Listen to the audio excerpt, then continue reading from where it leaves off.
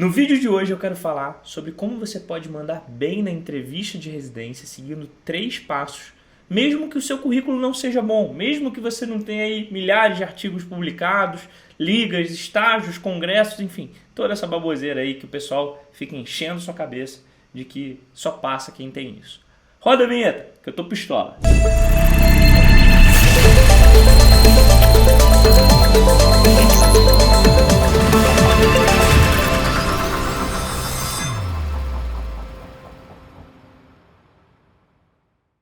Bom, vamos lá. E para tornar isso aqui mais visual, mais claro possível, eu vou escrever aqui junto com você o que você tem que lembrar sobre currículo, como que é dividida a entrevista e o que você pode tirar de pontos preciosos ali, mesmo que seu currículo não seja o melhor. Então, a primeira coisa que eu gostaria de trazer aqui são 3 Cs, tá? Para a gente tornar didático, 3 Cs da entrevista. E o primeiro C vem de comportamento. Só que esse comportamento, pessoal, ele não é só a forma como você vai se comportar da entrevista, a forma como você vai ter ali de postura, de fala. É toda a sua comunicação. E grande parte da sua comunicação, do seu comportamento, ele vem da linguagem não verbal. Então a primeira coisa que você tem que lembrar quando você chegar numa entrevista é da sua apresentação. Vou dividir aqui. A apresentação. Aqui entra a roupa que você está vestindo. E aqui já entra uma dica importante.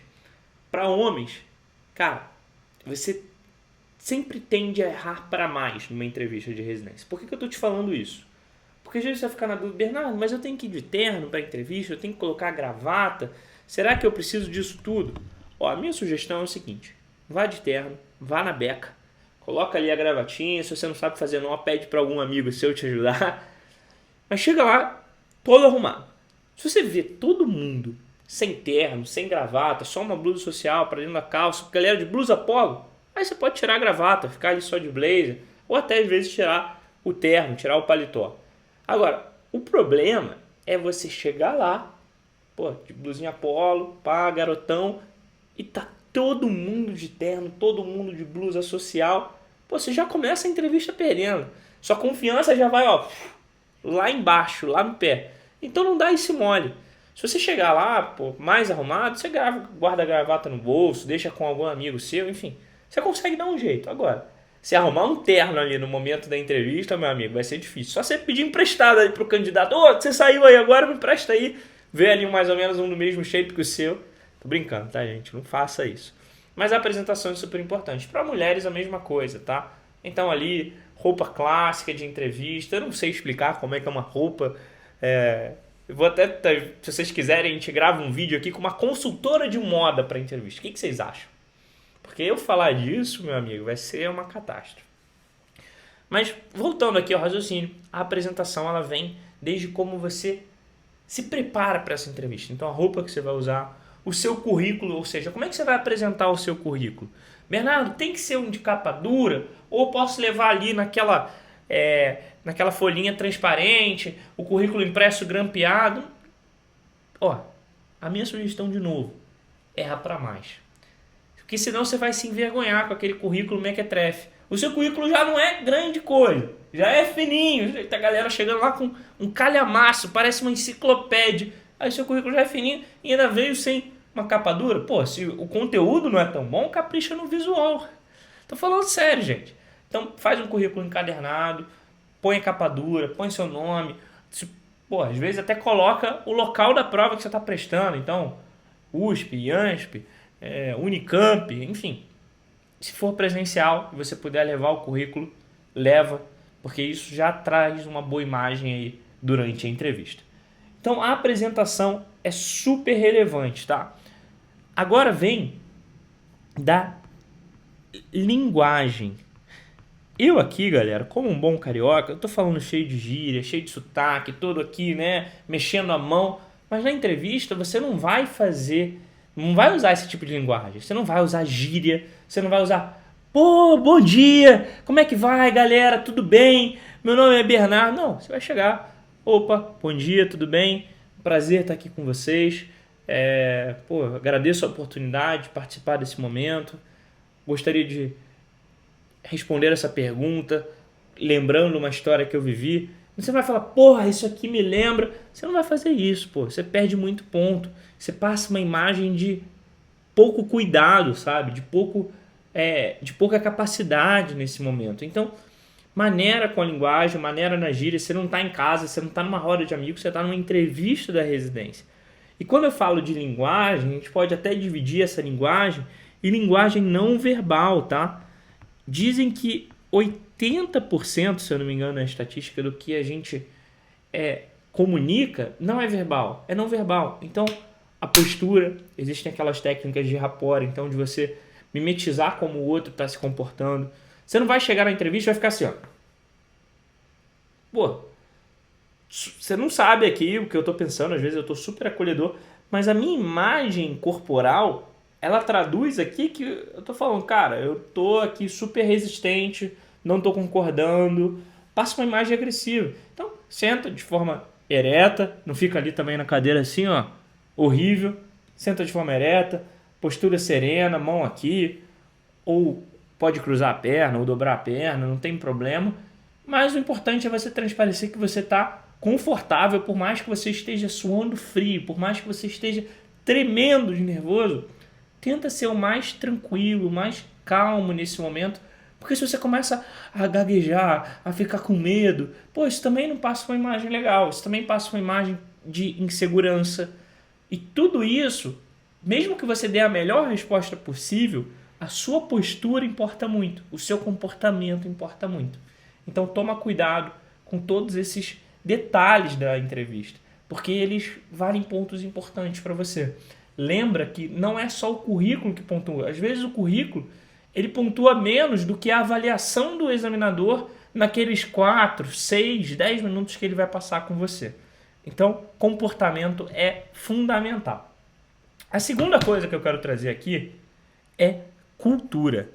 E quando eu falo cultura, não é a cultura de você saber qual é a capital de Gana, não é a cultura de você saber macroeconomia ou de saber qual foi a primeira música do Chico Buarque. Não é nada disso, tá? Cultura é um termo muito usado em empresas. Então, cultura basicamente é se você tem um fit, se você se adequa ao perfil daquele serviço. Se você se adequa, se você pensasse ali numa empresa, quando a gente fala de cultura, é como se, imagina que a cultura, sei lá, uma empresa super formal aí, vamos pensar, do Itaú Unibanco, uma empresa ali séria, bancando, todo mundo, a galera de terra. Imagina que o Felipe Neto se propõe para ser empregado do Itaú Unibanco. É claro que não tem fit cultural ali. O Itaú é todo robusto, é todo sério. O Felipe Neto, aquela zoeira, aquela coisa, cabelo colorido. Não tem fit cultural. Então, você tem que se adequar à cultura do serviço. E o que normalmente... Imagina aqui o seguinte. O seu preceptor está ali, está te avaliando. O que ele quer saber durante a entrevista? Se você é o residente certo para o serviço dele. Então, se você vai ser um cara que vai dar trabalho, ou se você é uma pessoa que ele vai poder contar, que vai engrandecer o serviço, que vai ajudar, que vai construir junto o que eles precisam naquele ano. Então, quando você pensar em cultura, muitas vezes vão vir perguntas para você falar sobre qualidades, sobre defeitos. E nesse momento você tem a oportunidade de mostrar os seus valores. O que o pessoal de banca de residência está de olho nesse momento? Eles estão de olho se você é um cara comprometido ou uma mulher comprometida. Comprometido com o serviço, tá, gente? Comprometimento. Integridade. Então, às vezes, eles vão te colocar, vão te fazer perguntas de saia justa. Imagina que, por exemplo, você que é residente do serviço e um preceptor quer publicar um artigo que você fez junto com ele e quer colocar o nome de um outro preceptor que nem participou do trabalho. Como é que você responde? Teve uma cirurgia de madrugada, você está ali com um residente mais velho, o R2, e ele não acordou o staff para entrar nessa cirurgia. Como é que você vai proceder? Você vai bater de frente com o seu R+? Então eles vão te colocar ali em situações, eles podem te fazer perguntas desse cunho para avaliar como você se comporta diante de pressão, se você é uma pessoa que mantém os seus princípios, se você é ético. Então tudo isso ele vai avaliando. E claro, pontualidade. São coisas ali que são básicas, mas que você não pode chegar, um defeito é que eu nunca consigo acordar na hora, eu tenho uma dificuldade com o horário. Cara, se falar isso, esquece, você pode ter o melhor currículo que a banca já viu, que não adianta, você não vai passar. Então tenta trazer defeitos que não vão te comprometer. Então às vezes, eu sou uma pessoa meio tímida. Beleza, é uma coisa que o serviço consegue se desenvolver mesmo você sendo tímido. Eu tenho medo de falar em público. Eu sou ansioso. Então são alguns defeitos bons para você usar para quando te perguntarem, falar defeito. Sou perfeccionista, cara. Isso aí é muito marmelada, é muito chato. E você tem que às vezes trazer um pouco da sua essência ali na entrevista, né? Porque pensa que se você falar o básico, se você só fizer ali um feijão com arroz, não trouxer nenhum tempero, cara, a chance de você se destacar é muito pequena. Então tenta contar alguma história que você viveu na sua formação, alguma história em que uma qualidade sua tenha feito a diferença. Então, eu sou um cara que eu sou muito hard worker, e aí a gente foi lá, a gente construiu uma liga do zero, e a gente conseguiu fazer isso, isso e isso. Então isso mostra comprometimento, isso mostra que você é uma pessoa dedicada, e de novo, você tangibiliza isso para uma situação concreta. Não é só você falando, eu sou dedicado, eu trabalho duro, não. Eu trabalho duro e quando eu estava na faculdade eu fiz isso e o resultado foi esse. Então tenta trazer as suas qualidades para uma história que você possa contar. As pessoas amam ouvir histórias. As histórias normalmente são o maior fator de convencimento ali. O maior fator de conexão. Então, se você tiver alguma história para contar que mostre uma qualidade sua, você ganha pontos importantes. E óbvio que você não precisa pensar nessa história no dia. Já vai pensando ali em qualidades, em situações que você viveu durante a faculdade que fizeram a diferença para você e que, você está mostrando ali para o seu examinador. Então a cultura, ele quer saber se você tem um fit com aquele serviço, tá? Super importante. Por último, vem o conteúdo. E aqui a gente vai falar um pouco de currículo, mas não da forma como você está imaginando. Porque o que acontece? Às vezes você pode ter o melhor currículo. Você tem um monte de trabalho, você tem um monte de publicação. Mas às vezes você tem tanta publicação que aquele trabalho que você fez no terceiro período, você nem lembra mais. E aí chega o entrevistador e pergunta, Bernardo, e esse trabalho aqui sobre a importância do anticorpo monoclonal, blá, blá, blá, blá, blá, blá. E às vezes você não lembra. Às vezes você esqueceu. Você realmente participou do trabalho, mas é tanta coisa, tem tanto tempo que você esqueceu. E aí você passa uma vergonha danada ali, porque você acaba de perder a sua credibilidade. Ou seja, tudo aquilo que você falou, que você mandou bem antes, caiu por terra porque você não teve... Você não mostrou ali confiança para o examinador. Você não mostrou ali que... será ele começa agora a pensar um monte de coisa. Será que esse cara fez isso tudo mesmo? Será que esse cara realmente é tudo aquilo que ele me falou? Porque gerou o benefício da dúvida. E na entrevista você não pode gerar o benefício da dúvida. Você tem que ser assertivo, você tem que matar no peito e sair jogando. Então, estuda o seu currículo antes da entrevista para você não passar vergonha. Estuda ali os trabalhos, lembra as publicações, tenta reviver as histórias que você viveu nesse momento de liga, de estágio, alguma coisa boa que você fez, alguma boa impressão que você deixou. Se tiver carta de recomendação de outras pessoas, ótimo, isso também agrega. Então vai pensando ali, quando você for revisitando o seu currículo, o que você fez de bom naquele momento, o que você fez de bom naquele estágio, porque isso vai somar pontos importantes para você. Mais do que o currículo, é como você vende ou desvende esse currículo. Então imagina o seguinte, o meu currículo, ele era muito fraco em cirurgia. Eu quase não tinha nada publicado em cirurgia, eu quase não tinha estágio, pouquíssima coisa era de cirurgia, a maior parte era de cardiologia, emergência, intensivo. E por quê? Porque a minha faculdade não era boa em cirurgia. O pessoal não publicava, o pessoal não tinha um serviço tão forte. Então, para eu não ficar parado, eu acabei indo para essas outras áreas para eu aprender sobre publicação, sobre a parte científica. E é justamente esse argumento que você pode usar caso você tenha essa dificuldade, caso você tenha essa fragilidade, vamos dizer assim. Então, não deixe uma falha se tornar uma falha. Às vezes você pode inverter a lógica e tornar a falha uma fortaleza. Então, às vezes pensa que você foi de primeira turma de uma universidade recente ou uma universidade do interior. Você pode contar ali diversos obstáculos que você teve que superar e como que esses obstáculos te tornaram mais fortes. Então, eu não me contentei apenas com aquilo que a faculdade me entregava. Eu fui atrás, fiz estágio fora, fiz não sei o quê, colei com um professor tal.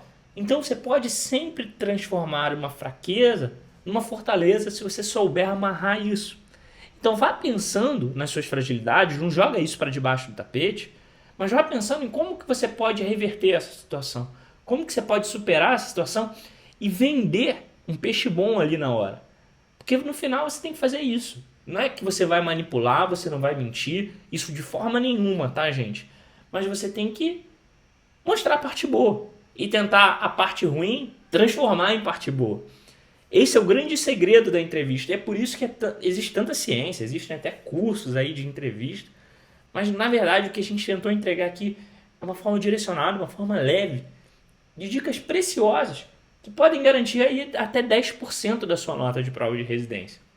E pensando numa prova de segunda fase, que vale 40%, 50%, a gente não pode deixar isso passar.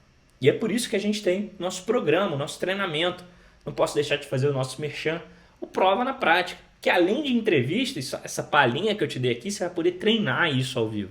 Você vai poder treinar as estações, vai poder treinar as habilidades, vai poder treinar multimídia, que vai ser uma prova que vai despencar esse ano. Vou deixar o link aqui na descrição para você saber tudo sobre desse programa. As turmas estão abertas ainda, tem uma condição específica para você se inscrever. Corre lá no link que você vai entender melhor. E se você gostou do vídeo, não deixe de compartilhar esse vídeo com algum amigo seu que vai fazer prova de residência, mandar ele acompanhar o canal, que a gente está soltando cada vez mais conteúdo de qualidade aqui. Valeu, gente. Até a próxima.